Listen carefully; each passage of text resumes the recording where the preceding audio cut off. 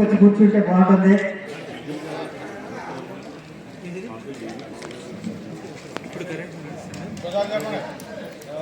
అందరూ కూడా వచ్చి కూర్చోవాల్సిందిగా కోరుతున్నాం.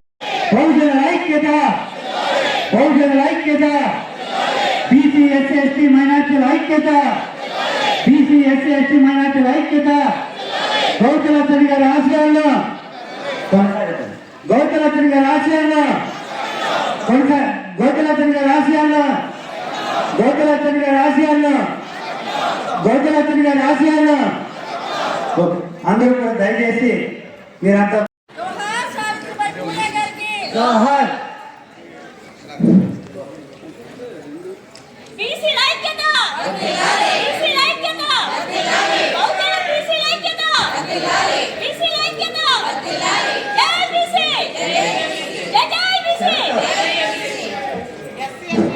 ఉన్నటువంటి బీసీ చైతన్య వేదిక జాతీయ అధ్యక్షులు సోదరులు వీరవల్లి శ్రీనివాస్ గారు, అదేవిధంగా ఈ యొక్క కార్యక్రమాన్ని మరి ముందుండి అన్ని విధాలుగా రాష్ట్ర వ్యాప్తంగా అన్ని జిల్లాల్లో కూడా మరి నిర్వహిస్తున్నటువంటి ప్రముఖులు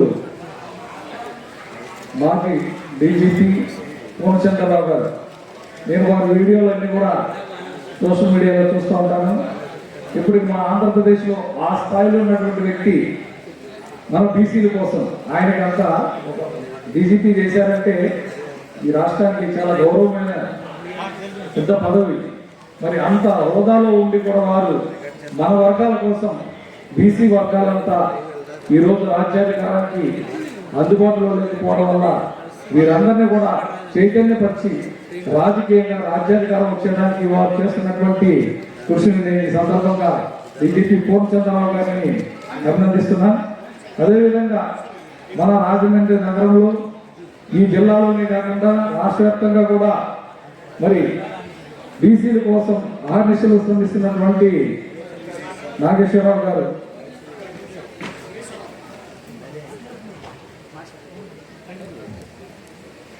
మార్గాని నాగేశ్వరరావు గారు, అట్లాగే సంజీవరావు గారు, ఇంకా అనేక మంది, పూర్ణచంద్రరావు గారు, పరంజ్యోతి గారు, మరి వారు కూడా గతంలో బీఎస్పీ పార్టీ తరఫున కూడా పోటీ చేశారు. అలాగే ఎమ్మెల్యేగా కూడా ఎన్నికలు. ఇంకా అనేక మంది, వల్ల బాబురావు గారు, అనేక మంది మహిళా సోదరులు, శ్రీను గారు, అందరూ కూడా మరి బీసీల కోసం ఎన్నో సంవత్సరాలుగా పోరాటాలు చేస్తున్నప్పటికీ అయితే ముఖ్యంగా సర్దార్ గౌతలచ్చన్న గారి గురించి మనందరం కూడా ఆయన ఆదర్శంగా తీసుకోవాలి. సర్దార్ గౌతలచ్చన్న గారు ఆనాడు అంటే సమాజంలో ఎన్నికబాటుతనం గురించి కానివ్వండి, అర్జనుల గురించి కానివ్వండి ఎన్నో పోరాటాలు చేసి స్వాతంత్ర ఉద్యమంలో ఆయన మరి ప్రముఖ పాత్ర పోషించారు బీసీల తరఫున. ఆనాడు బీసీల్లో స్వాతంత్ర పోరాటాలు అనేక మంది ఉన్నప్పటికీ కూడా చాలా మంది వెలుగులోకి రానటువంటి వాళ్ళు చాలా మంది ఉన్నారు.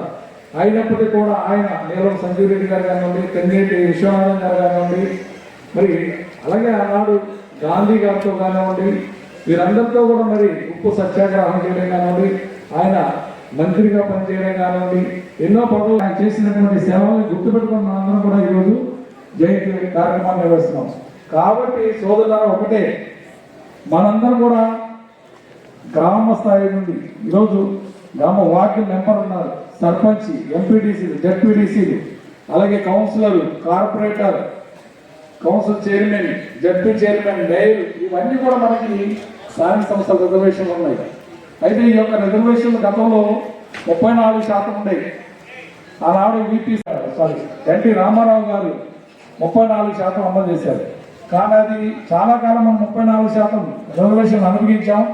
గత ప్రభుత్వంలో ఎస్సీ ఎస్టీలు ఓట్లు పెరిగిన సందర్భంగా 24%కి ఆనాడు మరి రిజర్వేషన్లు కుదించబడ్డాయి.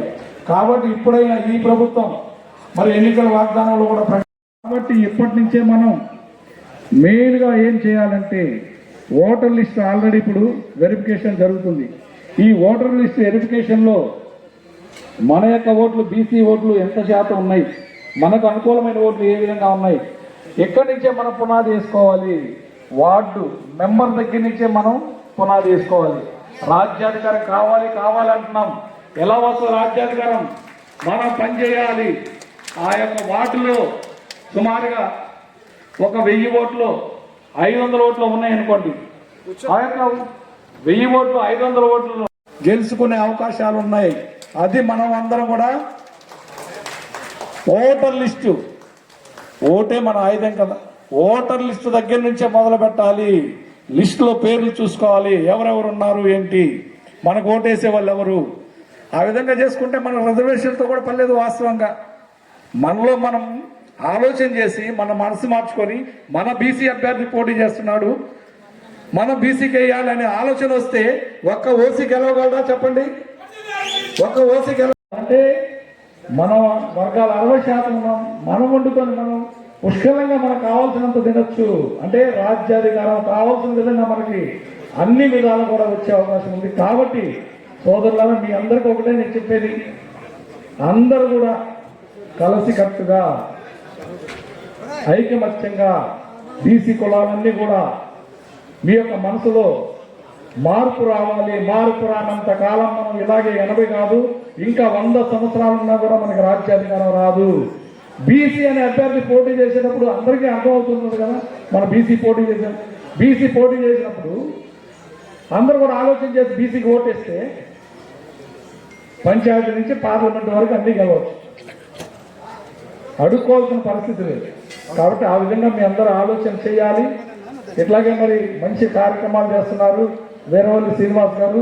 ఈ కార్యక్రమాలు ఇలాగే కొనసాగించాలి. అలాగే ఎన్ని సంఘాలున్నా అందరిది ఒకటే వాదం, బీసీలకు రాజ్యాధికారం. సంఘాలు ఎన్ని పెట్టినా పర్వాలేదు, ఇంకా బలం ఏర్పడుతుంది తప్ప ఇలాగా ఆ సంఘాలన్నీ కూడా కలిసి ఐకమత్యంగా పనిచేస్తే భవిష్యత్తులో మంచి ఫలితాలు ఉంటాయని చెప్పేసి ఈ సందర్భంగా నాకు ఈ అవకాశం ఇచ్చిన మీ అందరికీ ధన్యవాదాలు తెలియజేస్తూ, జై బీసీ, జై బీసీ, జై బీసీ.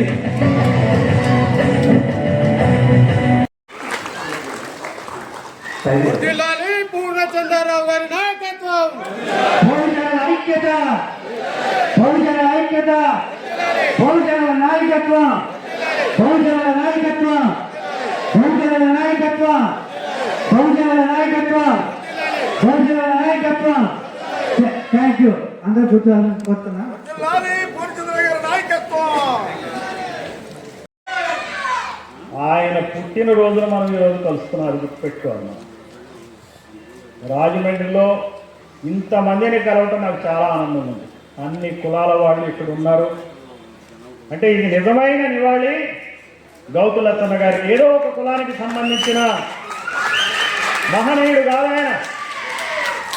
మన అందరికీ చెందినవాడు ఒక అంబేద్కర్, అందరికీ చెందినవాడు ఒక జ్యోతిబా పూలే, అందరికీ చెందినవాడు అలాగే మండల్, అలానే నారాయణ గురు, అలానే దొమ్మేటి వెంకటరెడ్డి, అలానే సర్వాయి పాపన్న, మరి ఇంకెంతో మంది పెద్దలు ఉన్నారు, మహనీయులు ఉన్నారు.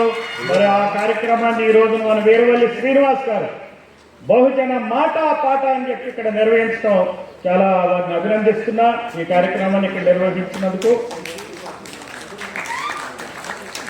ఈ రోజున మనం ముందు నుంచి అనుకుంటా ఉన్నాం మేము డిస్కస్ చేసేటప్పుడు ఎక్కడ పెట్టాలా రాజమండ్రిలో మీటింగ్. రాజమండ్రిలో పెట్టాలంటే నేను ఒకటే చెప్పా, ఆనంద్ కళా కేంద్రం లాంటి ప్లేస్లోనే పెట్టాలి. ఎక్కడ పెడితే అక్కడ పెట్టొద్దు. అది ఆయనకి నివాళి కాదు.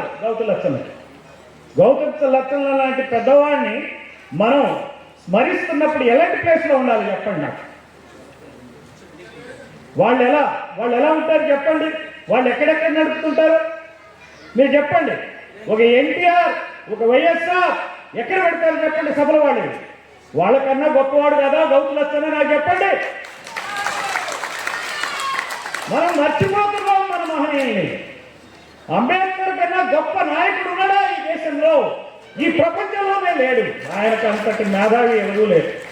జ్యోతిబా పూలే బ్రిటిష్ వాళ్ళు ఉన్నప్పుడే మన గురించి ఆలోచించాడు. ఎవరైనా ఆలోచించారు? ఇప్పుడు కూడా ఈ నాయకులు, ఈ చంద్రబాబు, ఈ జగన్ మన గురించి ఆలోచిస్తున్నారా చెప్పండి?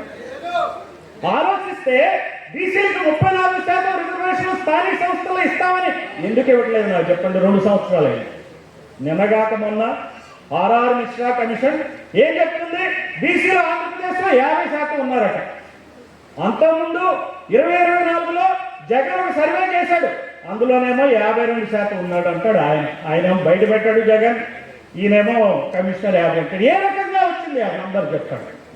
50 అంటే 34% ఇవ్వటం చెప్పండి.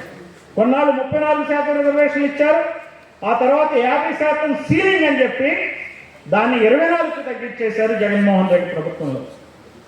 దీని గురించి ఎవరు ఉద్యమాలు చేయట్లా. ఒక డిఎస్సి గురించి ఉద్యమాలు చేస్తున్నారు, చేయండి. డిఎస్సి గురించి కరెక్టే, నిలదీయండి. ఏదో అక్కడ సీజేపీ చేసింది ఢిల్లీలో, కాబట్టి మేము కూడా ఇక్కడ డిఎస్సి మీద చేస్తాం. అక్కడ బీజేపీ ధర్మేంద్ర ప్రధాన్ని రిజైన్ చేయమని సీజేపీ చేసింది కాబట్టి మేము లోకేష్ రిజైన్ చేయమని చెప్పి మేము ఉద్యమం చేస్తాం, ర్యాలీలు చేస్తాం అని మొత్తం దేశమంతా రాష్ట్రంతో చేస్తున్నారు. సరే చేయండి, బాగా తప్పేంలే. అదే అక్కడ మెడికల్ కాలేజెస్ కావాలంటే అవి ప్రైవేటైజ్ చేయొద్దని చెప్పి మరి కోటి సంతకాల ఉద్యమం చేశారు, చేయండి, కరెక్టే. మరి మా బీసీలకు 34% రిజర్వేషన్లు ఇవాళ చంద్రబాబు ప్రభుత్వం మీద మరి ఈ జగన్ పార్టీ ఎందుకు ర్యాలీ చేయట్లేదు చెప్పండి నాకు. ఇది ఆలోచించాలా. ఈ రెండు పార్టీలు మనవి కాదనేది తెలుసుకోవాలా, వీళ్ళు మన హీరోలు కాదనేది తెలుసుకోవాలా. మన హీరో ఎవరు చెప్పండి? సర్దార్ గౌతులచ్చన్న ఆయన దారిలో నడవాలా. నడిస్తేనే ఈ సమస్యలు మనకు అర్థమవుతాయి. ఒక బీపీ మండల్ దారిలో నడిస్తేనే మనకి ఈ సమస్యలు అర్థమవుతాయి. బీపీ మండల్ మొట్టమొదటిగా బీసీల రిజర్వేషన్కి నడువు పెట్టాడు. ఆ తర్వాత కమిషన్ రిపోర్ట్ ఇచ్చాడు. శరద్ యాదవ్ పుణ్యమాని, కాంశీరామ్ పుణ్యమాని, బీపీ సింగ్ మెడలు వచ్చి మరి ఓబీసీ రిజర్వేషన్ 27% తెచ్చుకున్నారు. ఆ తర్వాత ఏమైంది? బీసీలు నిద్రపోయారా? బీసీలు ఈ పార్టీల్లో కూర్చుని పనిచేస్తూ ఉంటే మరి సమస్యలు ఎందుకు తీరుస్తారు చెప్పండి? వాళ్ళకి ఏం అవసరం?